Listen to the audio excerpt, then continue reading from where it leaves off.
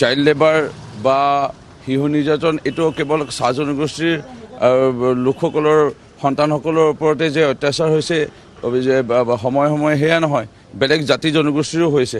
সেইকাৰণে ইয়াত মানে ক'ৰবাত আইনত অকণমান কঠোৰতম মানে ব্যৱস্থা গ্ৰহণ কৰিব লাগিব, সংশোধনৰ প্ৰয়োজন আছে। মই তেনেহে অনুভৱ কৰোঁ। দুৰ্নীতি হৈ আছে, চবেই দেখা পাইছে, সময়ে সময়ে হেণ্ডকাপ লাগি আছে। হেমন্ত বিশ্ব শৰ্মা চৰকাৰ অপৰাধীৰ বিৰুদ্ধে কঠোৰভাৱে ব্যৱস্থা লৈছে। তাৰ পিছতো একাংশ হয়তো কৰ্মচাৰীয়ে এতিয়াও সাহস কৰি আছে।